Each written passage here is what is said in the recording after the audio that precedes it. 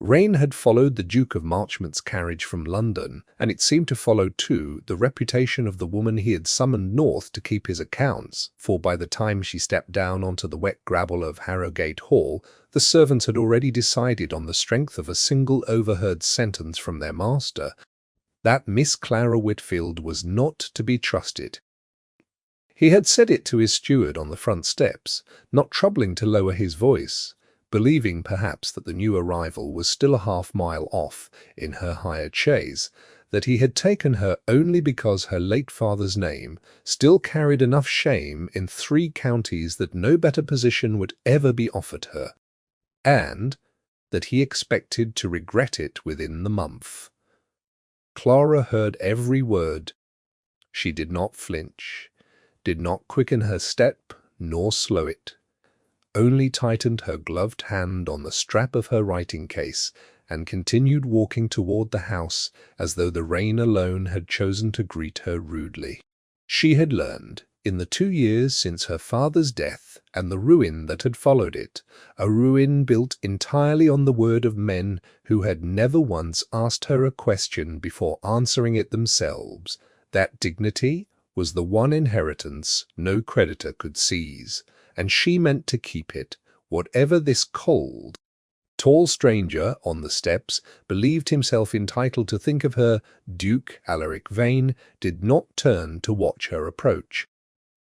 He had already decided what manner of woman would answer an advertisement for an estate bookkeeper, with no fortune, no family recommendation beyond a disgraced father, and no chaperone but her own composure. He had buried a brother 18 months before under circumstances the county still discussed in careful whispers. Money vanished from the estate's northern accounts, a steward who had fled to the continent before questions could be put to him plainly, and a young duke left to reconstruct, ledger by ledger, exactly how much trust a man could afford to extend before it cost him everything. He had converted that grief, methodically, into policy. He trusted no one with his accounts who had not been vouched for by 3 separate sources, and he had made an exception for Miss Whitfield, only because his aunt, Lady Pemberton, had written so insistently on the girl's behalf that refusing would have cost more in family peace. He intended to watch her closely. He intended, if he was honest with the cold part of himself that had done all his deciding since his brother's death, to find a reason to be rid of her within the fortnight, and to feel no particular guilt in it. He was shown to a small office off the estate room, a chamber that had once belonged to the very steward whose theft had broken the house, and no one troubled to mention this to her, though the housekeeper, Mrs. Pruitt, watched her unpack her writing-case with an expression that suggested she expected the girl to weep or complain, or otherwise confirm whatever unflattering account had reached the servants' hall. Clara did none of these things. She asked for a fire to be lit, requested that the ledgers of the past 3 years be brought to her in chronological order, and sat down to work before her trunk had even been carried up to whatever room had been allotted her. Mrs. Pruitt, who had run this house through 2 dukes and a long widowhood of her own, found herself unable to leave without saying something,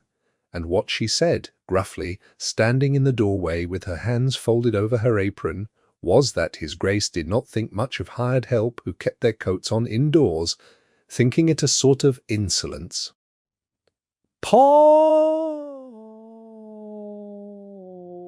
A readiness to leave before she'd properly arrived. Clara did not look up from the column of figures she was already reconciling. She said only that she would take off her coat the moment the fire caught, and not before, having no particular wish to catch a chill on her first afternoon in a house that seemed disinclined to warm to her in any sense of the word. Mrs. Pruitt, despite herself, allowed the corner of her mouth to move, though she called it nothing so soft as a smile, and went to see about the fire herself rather than sending a maid. The Duke did not appear that first day nor the second, and Clara took his absence for what it plainly was, a test, or an insult, or both at once, meant to see whether she would seek him out and prove herself desperate for his notice, or whether she would sit quietly in her borrowed office and do the work she had been paid to do, regardless of whether anyone troubled to acknowledge it. She chose the latter, not out of strategy, but because it was simply the only version of herself she knew how to be. By the end of the second day, she had found in the northernmost parish accounts 3 entries that did not balance against the corresponding rent rolls, discrepancies small enough that a careless auditor might have passed over them entirely, and large enough added together across 5 years to account for a meaningful portion of the very theft that had disgraced the house and driven the previous steward abroad. She did not go running to the Duke with this. She made a careful, unhurried copy of the relevant pages, noted her own calculations in the margin, in a hand so neat it might have been engraved, and set the matter aside to be raised only when she was entirely certain of her ground, because she had learned, at great cost, exactly what happened to a woman's reputation when she brought an accusation she could not fully prove. It was this very carefulness that nearly undid her. On the 4th morning, the Duke came at last to the estate room, unannounced, and found her bent over the ledgers, with her sleeves pushed back and ink on 2 fingers, and rather than seeing diligence he saw, filtered through the particular suspicion he had cultivated since his brother's ruin. A woman poring over sensitive papers with an intimacy that unsettled him. He asked without preamble what precisely she found so absorbing in accounts 3 years past their date, and she, startled by his sudden appearance, but not by his tone, which she had expected from the first afternoon, answered plainly that she had found irregularities she believed connected to the losses the estate had already suffered, and that she intended to lay the full matter before him once her figures were beyond dispute. It was, she believed, the correct and careful answer. He heard, instead, a woman caught examining precisely the accounts most likely to yield something worth stealing, offering an explanation so smooth it sounded rehearsed, and the 2 years of grief and vigilance in him closed over the moment like a trap sprung on schedule. He said that he would thank her not to touch the northern ledgers again without his express permission, that he had not hired her to conduct her own private inquiry into his family's misfortunes, and that he would review her work himself before the week was out to determine. Clara, who had done nothing wrong and knew it with the whole steady weight of her conscience, felt something in her chest go very still and very cold, the particular stillness of a woman who has been wrongly accused before, and has learned that protesting too quickly. She said evenly that she welcomed his review and that she would have her findings ready for him whenever he wished to see them. He left without answering, and she sat for a long moment with her pen suspended over the page before she picked it up again and continued precisely where she had left off, because there was nothing else to do, and because giving up her work would have been the one thing that truly proved him right. The days that followed carried the particular tension of a house holding its breath.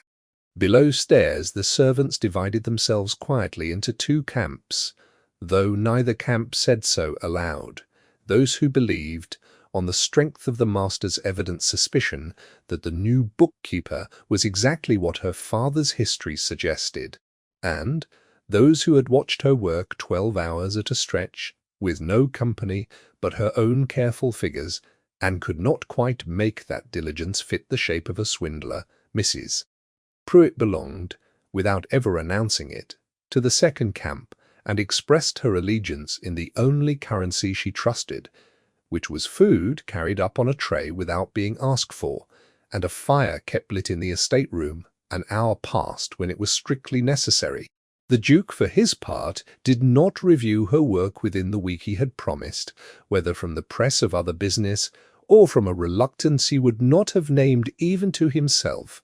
to confront directly what he had already half decided, and this delay, rather than easing Clara's position, left her suspended in a kind of quiet dread that she refused to allow herself to call fear.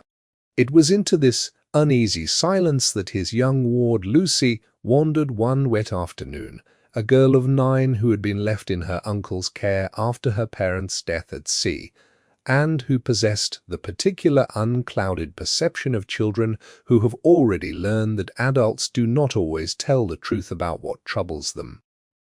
She found Clara in the estate room, not weeping, for Clara did not weep where she might be observed, but sitting very straight in her chair with her hands folded on a closed ledger, staring at nothing in particular, and Lucy, without any of the delicacy an adult might have thought necessary, because the housekeeper had said something of the kind to the cook, thinking no child was listening. Clara considered lying to spare the girl, then did not, because she had promised herself, in the wreckage of her father's disgrace, that she would never again let a comforting falsehood stand in for the truth, even a small one, even to a child. She said that she did not know what the Duke intended, but that she had done nothing to be ashamed of, and that this, at least, was a thing no one could take from her, no matter what was decided. Lucy considered this with the gravity children bring to matters they sense are important without fully understanding why, and then said, with the blunt confidence of the very young, that her uncle was not usually wrong about people. Were you? Whom he had dismissed on suspicion, and later been forced to reinstate with an apology, and that perhaps he was simply frightened of being wrong again, and so decided everyone was guilty before they could prove otherwise. It was, Clara thought, an uncannily precise diagnosis of a grown man's grief, delivered by a child too young to know she had delivered it, and she found herself, for the first time in days, almost smiling. The house settled uneasily into the shape this misunderstanding had given it, each day passing with its careful surface calm laid thin over the current beneath, and it was clear to everyone who watched closely, though no one said so aloud, that something would eventually have to break. The following week brought the estate's quarterly assize, a gathering of tenant farmers and local landholders that the Duke's father had instituted decades before, and that Alaric maintained out of a rigid sense of duty, rather than any particular warmth for the occasion. And it was here, in front of half the parish, that the quiet suspicion hanging over Clara's position was forced, without her seeking it, into the open. The dispute concerned a boundary ditch between 2 tenant farms, a small matter in itself, but one that had escalated, as small matters among proud men will, into a question of whose family had encroached upon whose land across 3 generations. Talbot arrived with his own set of figures meant to prove his claim, and demanded, loudly enough for the assembled room to hear, that the Duke's bookkeeper be made to produce the estate's original survey rather than rely on hearsay. It was, Clara understood at once, an opportunity and a trap in equal measure, an opportunity to demonstrate before witnesses the very competence the Duke had refused to credit her with, and a trap in that any error, however small, would be seen by the whole parish and repeated in every farmhouse within the week. She asked for a quarter hour, was given considerably less, and returned with the original 1789 survey, the more recent tithe map, and a plain, unhurried explanation of exactly where the boundary lay, and how the confusion had arisen from a resurveying error made 40 years earlier that neither family could reasonably be blamed for. She did not raise her voice, she did not look toward the Duke, seated at the head of the room, with his jaw set in an expression no one present could quite read. She simply laid the papers before both farmers, walked them through the discrepancy with the patient clarity of someone who had spent her whole life being doubted, and had learned that the only answer to doubt was unimpeachable fact, and watched the 2 men, who had arrived ready to quarrel, subside into grudging agreement. It was Mr. Talbot himself, gruff and unused to admitting error, who turned to the Duke afterward and said, within Clara's hearing, though not, she suspected, by accident, that his Grace had got himself a bookkeeper with a better head for old surveys than the last 3 land agents combined, and that he'd sooner trust her figures than a magistrate's. The Duke said nothing in the moment, only inclined his head in the manner of a man acknowledging a fact he had not asked to hear. But Clara saw, or believed she saw, something shift briefly behind his composed expression, a flicker of the same reckoning Lucy had described to her days before. The private recalculation of a man discovering that his settled suspicions did not in fact match the evidence in front of him. He did not seek her out afterward to say so. He was not, she was beginning to understand, a man who admitted error quickly or easily, whatever grace he showed in acknowledging other people's competence. But that evening, for the first time since her arrival, a tray was sent up to her office not by Mrs. Pruitt's private initiative, but on the Duke's own explicit order, and though the note that accompanied it said nothing beyond an instruction that she was not to work past midnight on his account, Clara understood it for what it was, a small, wordless concession from a man not yet ready to make a larger one. The days that followed carried a subtly altered temperature. The wary distance between them softened at the edges, though neither would have named the change aloud. The Duke began to appear in the estate room, not to interrogate, but ostensibly to review the northern accounts as he had promised, and these reviews, which Clara had dreaded as a fresh occasion for accusation, became instead something closer to conversation, conducted almost entirely through the safe, impersonal language of figures and boundaries and rents, which both of them seemed to understand as a kind of proxy for things neither was yet willing to say directly. He would ask why a particular tenant's rent had been adjusted, and she would explain, and in the explaining some fact about her father's own management style or her own years spent keeping his accounts before his ruin would surface, and he would listen to these small disclosures with an attention that surprised her, given how little attention he had shown her as a person in that first difficult week. She in turn began to notice things about him that the servants' gossip had not prepared her for, that he read every tenant's petition himself rather than delegating it, that he kept in a drawer of his study. She glimpsed once by accident a small collection of his brother's letters that he could not yet bring himself to either destroy or properly grieve. That his coldness was not cruelty, but a kind of armour worn so long he had perhaps forgotten it could be removed at all. It was Mrs. Pruitt who, in her blunt way, gave voice to what both of them were too careful to say. She had taken to bringing Clara's tray up herself, rather than sending a maid, ostensibly to save the girls the stairs, and one evening, setting down the tray with rather more clatter than the china strictly required, she remarked, apropos of nothing Clara had said,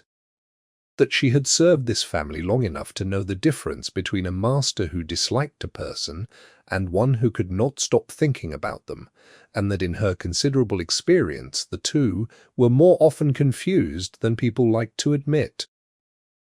Clara, flustered in a way she rarely permitted herself to be, said only that she could not imagine what Mrs. Howell Pruitt meant, to which the housekeeper replied, with the dry economy of a woman who had raised 3 sons and buried a husband, and had no patience left for pretense, that she had not asked Miss Whitfield to imagine anything at all, only to consider it, and left the room before a response could be required of her. The northern ledgers, meanwhile, continued to yield their slow secrets. Clara had by now traced the pattern of discrepancy across 5 full years, and the shape of it had become unmistakable. Someone with intimate knowledge of the estate's rent collection had been diverting small sums, consistently and carefully, from the northern parish, sums too small individually to draw notice but substantial in aggregate, and, critically, The pattern did not stop with the departure of the previous steward, the man universally blamed for the estate's losses, but continued for a full 8 months afterward, a fact that could mean only one thing: that the fled steward had not acted alone, or had not acted at all, and that whoever bore true responsibility within the household still. She brought this finding to the Duke, not with triumph, but with the same careful, unhurried presentation she had given the farmers at the assize, laying out 5 years of figures with a steadiness that cost her more than it appeared to, because she understood that what she was about to suggest, that his trusted circle harbored the true thief, that his brother's death and the scandals surrounding it might have been built on a false accusation, would strike at wounds far deeper than any ledger could measure. He received the news in silence, turning the pages himself, checking her arithmetic against his own with the meticulousness of a man who had spent 2 years distrusting exactly this kind of revelation.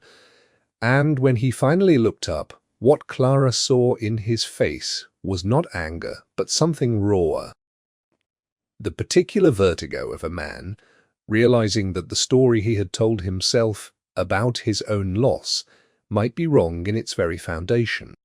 He asked quietly whether she was certain, and she said she was as certain as figures alone could make her, though she could not yet say who among the household had continued the theft after the steward's flight, only that the pattern demanded someone with continued access to the rent collections, still drawing his confidence. He sat with this for a long moment, the fire between them the only sound in the room, and then he said, in a voice stripped of its usual reserve,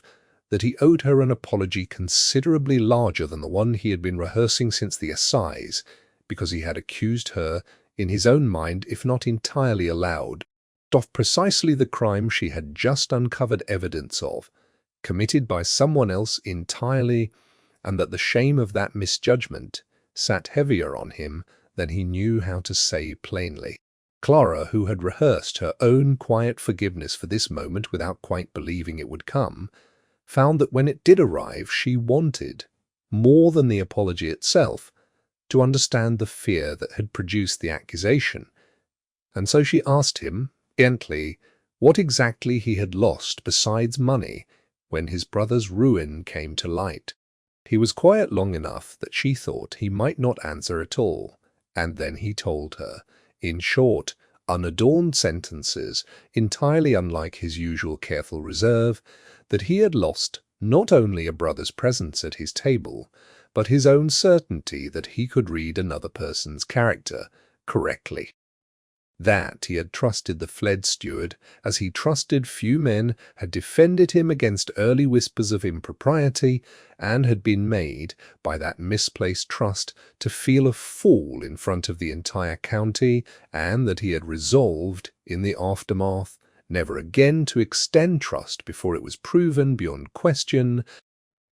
he now saw with some bitterness made him unjust to a woman who had proven herself beyond question within her first week and been made to wait a fortnight for the acknowledgment. It was the closest either of them had come to naming plainly the thing that had grown quietly between them across these weeks of ledgers and careful proximity, and having come so close, neither seemed willing to close the remaining distance, and the moment passed, as such moments often do, into the safer territory of practical questions. Who among the household had continued access to the northern rents? Who stood to gain? Who might have worked in concert with the fled steward or continued alone in his absence? But something had shifted between them nonetheless, some wall reduced by a stone or two, and when Clara rose to leave that evening, the Duke rose as well, an old courtesy he had not extended her before, and said, with a formality that could not quite disguise what lay beneath it, that he hoped she would allow him to make amends properly once the matter of the thief was settled, and she said, and meant it, that she would. The investigation that followed consumed the better part of a fortnight, conducted quietly and without the household's full knowledge, for both Clara and the Duke understood that a premature accusation would do more damage than the theft itself had done, particularly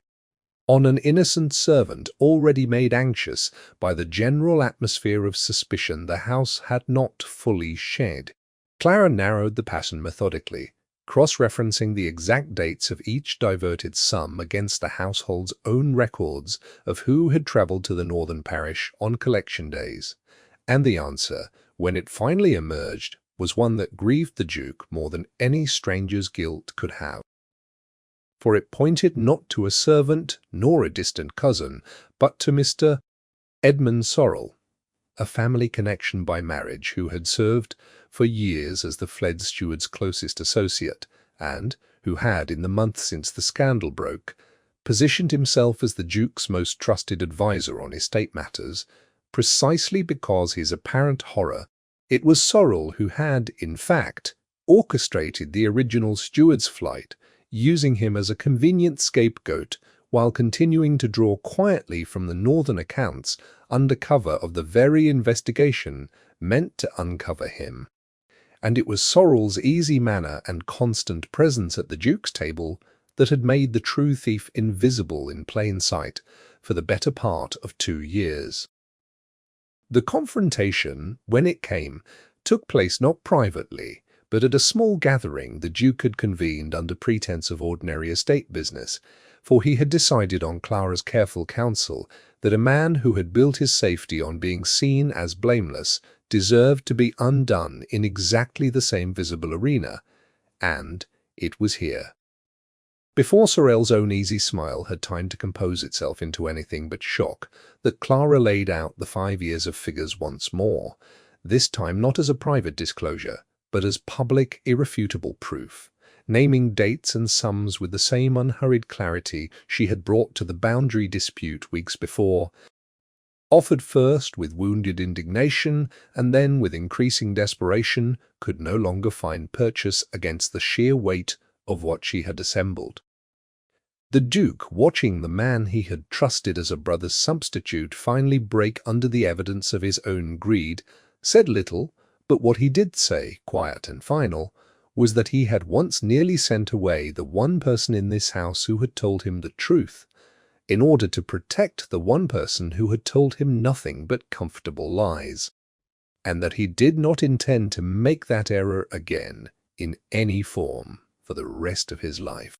Sorrel was removed from the estate within the week, the full extent of his theft turned over to the proper authorities, and the shadow that had hung over Harrogate Hall since the previous steward's flight lifted at last, not with drama, but with the quiet, thorough relief of a debt finally and correctly accounted for. It was some days after Sorrel's departure, once the practical business of the estate had settled back into its ordinary rhythm, that the Duke came to the estate room in the evening, an hour when he knew Clara would be alone, and found her exactly where he had so often found her these past weeks, bent over a ledger with ink on her fingers and the fire burning low, and he stood in the doorway a moment before she noticed him watching her, with an attention he no longer troubled to disguise. When she looked up, he did not immediately speak of the matter that had brought him, but instead asked, in the plain, unadorned voice he had used the night she uncovered Sorrel's pattern, whether she had ever considered what she might do once the estate's accounts no longer required her daily attention, now that the true thief was found, for the first time in years, balanced cleanly from one column to the next. Clara answered honestly that she had not allowed herself to consider it, having learned in the hard years since her father's ruin not to plan too far past the certainty of her next month's wages, and he said with a directness that cost him something visible in the saying, that he hoped she might consider staying at Harrogate not as an employee whose position depended on his continued good opinion, but as someone whose place in the house he no longer wished to think of in terms of employment at all. It was not quite the grand declaration a lesser story might have demanded of him. It was practical, specific, delivered in the same careful cadence he might have used to discuss a boundary dispute, and Clara understood, hearing it, that this was precisely how a man like Alaric Vane, because grand speeches were not his language and figures, and quiet certainties stated plainly were, she did not answer him at once. She had spent 2 years learning that a woman's agency was the one thing worth protecting above every other consideration, including her own happiness, and she was not willing, even now, to surrender that agency to relief or gratitude or the simple, undeniable warmth she had come to feel for this careful wounded man across their weeks of shared ledgers. She told him honestly that she needed to know he wanted her for herself, and not merely for the relief of having been proven wrong about her, that she would not be a correction to his earlier misjudgment, but a choice made freely on its own merits, and he, understanding this with the same seriousness he brought to every genuine reckoning, said that he had known her worth before he ever admitted it to himself. From the very first afternoon she had refused to remove her coat until the fire caught, and that every day since had only confirmed what his pride had been too slow to accept. It was, Clara thought, exactly the sort of answer she had needed, unglamorous and entirely true, and she found that the hesitation she had meant to hold on to a little longer, as proof of her own agency rather than surrender, dissolved rather more quickly than she had planned, though she noted that she would expect him to consult her on the northern accounts for as long as they both lived, a condition he accepted with the first unguarded laugh she had heard from him since her arrival. The wedding, when it came in the spring, was a quiet affair by the standards of a dukedom, held in the small parish church whose boundary dispute had first brought Clara's competence into the county's notice, and Mr. Stamber, Talbot, invited as a guest of some honour, remarked to anyone who would listen that he had known, from the day she'd sorted his ditch, that the Duke's bookkeeper was too fine a head to stay merely a bookkeeper for long. Lucy, grown a year older and considerably more pleased with herself for having predicted the outcome months before anyone else in the household admitted to seeing it, stood as close to the front as she was permitted and told Mrs. Pruitt in a whisper, not nearly as quiet as she believed it to be, that she had known her uncle was not usually wrong about people for very long, only slow, and Mrs. Pruitt, watching the ceremony with her hands folded and her eyes rather brighter than she would have admitted, agreed that slow was perhaps the kindest word for it. Years later, when their own daughter was old enough to be trusted in the estate room without disturbing the ledgers, Clara would sometimes find the child arranging pebbles into careful columns on the window-sill, sorting them by size with the same solemn concentration her mother brought to a rent roll, and she would think, watching her, of that first wet afternoon when she had walked up the gravel drive with a stranger's cruel words still ringing in her ears, and had chosen, instead of despair, only to keep walking, coat buttoned, chin level, toward whatever the house intended to make of her. The northern ledgers still stood on their shelf, their old discrepancies long since resolved, and their pages, in the years since, filled with nothing more dramatic than the ordinary honest business of a well-run estate. But Clara kept the earliest volume, the one she had first opened on her 4th day at Harrowgate, in a private drawer of her own writing desk, not for its figures, but for what it had cost her to trust her own careful work, when an entire household had been ready to believe otherwise, and Alaric, who had long since learned to say the largest things in the smallest sentences, would sometimes come upon her turning its pages in the evening and say only that he was glad. Still, that she had never once considered leaving before the figures had been given their chance to speak for her, to which she would answer every time that she had never intended to leave at all. Whatever a carriage once ordered in her own name might have suggested to a man too frightened by his own grief to see her plainly, and that she had called for it that morning not to go, but to prove that she could, which had made all the difference in whether in the end she chose to stay.